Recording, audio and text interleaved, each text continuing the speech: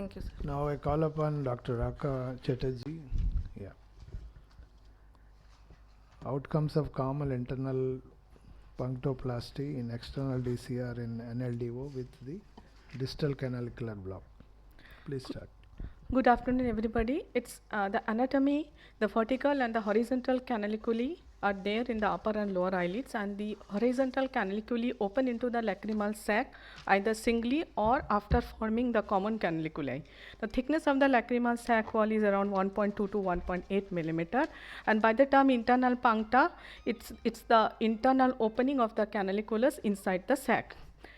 The study design is that it is a prospective interventional case series, and I have included the cases with primary acquired NLDO plus single distal canalicular block. Lacrimal probe can be passed for about a distance of at least 8 millimeter from the puncta in the obstructed canaliculus. I have excluded the cases with single proximal canalicular blocks with primary acquired NLDO, common canalicular or bicanalicular block. The sample recruitment was for a period of 2 years, and I had followed up to 5 years, 7 days, 3 weeks, 3 months, 6 months, 1 year, and then yearly for a period of 5 years. The purpose of this study was to assess the efficacy of internal punctoplasty with external DCR in above selected patients, and to assess the success of external DCR with distal canalicular stenosis in terms of relief of symptoms, post-operative lacrimal patency, surgical timing, and incidence of post-operative complications without using stents.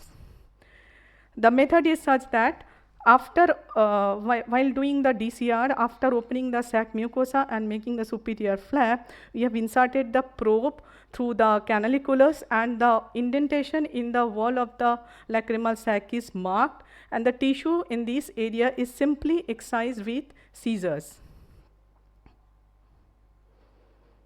The video shows that this is the excision, and it's approximately 2 to 3 millimeter, and again I find the passage of probe. And this is the only change apart from the conventional steps of conventional DCR, and I have not used any stent here. Then the rest of the DCR is completed as usual. Total 90 patients were included, where the male is to female ratio was 60:30. Age range varied from 18 to 60 years, and unilateral cases versus bilateral cases 85:5. The surgical timing was 25 plus minus 5 minutes, the mean. Anatomical success rate in terms of syringing patency was about 90%, and the functional success rate in terms of relief from watering was a little less, it was 84.5%. The post-operative complications were as usual with the DCR cases, immediate within 7 days and delayed from 7 to 28 days, like bleeding, wound infection, wound dehiscence, suture granuloma. Among them, bleeding and wound infections were common for immediate, and in delayed, bleeding, nasal mucosal synechia and were found. Some syndrome was not found. Now, this procedure avoids intubation and complications thereof. It is inexpensive, faster, and has a good success rate. To conclude, the standard teaching advocates lacrimal intubation in NLDO with distal canalicular obstruction. We describe a novel procedure not described in literature to the best of our knowledge. Technically, it's easy, it avoids intubation, inexpensive, and minimal complications are there.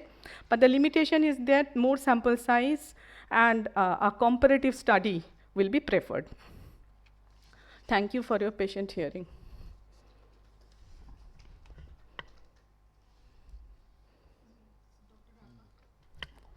Dr. Raka. So when we intubate in cases of distal canalicular obstruction, normally we do the same thing and we intubate, right? Yeah, I use Trifine in those cases.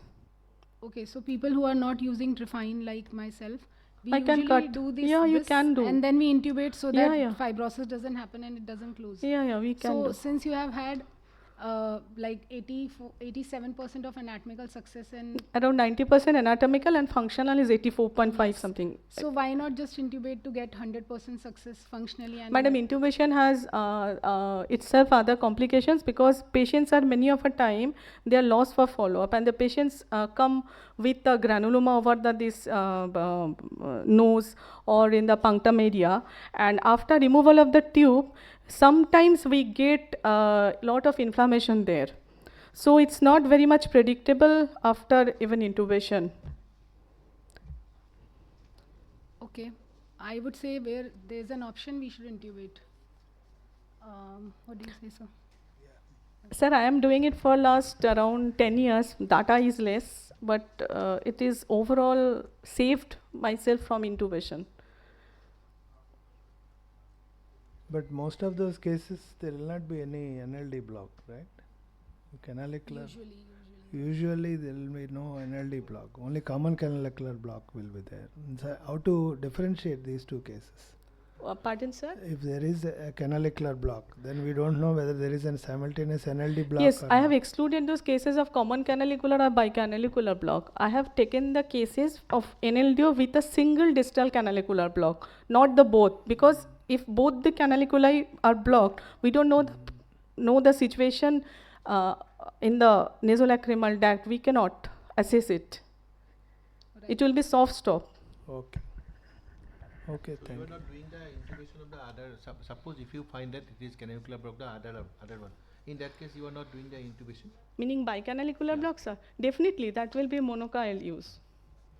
Because, sir, these bicanalicular block patients come to us, we do the DCR. Now, sir, this is to relieve the watering. I don't know the status of the NLDO. May not be nasolacrimal duct obstruction as well. And distal bicanalicular block, we can use trephination with monoca, both. Okay, so I would say that if there's an option, do a monocanalicular stenting or do intubation. If there's no option, then you think that Dr. Raka taught us that this is also successful 90% of times and leave it like that, maybe.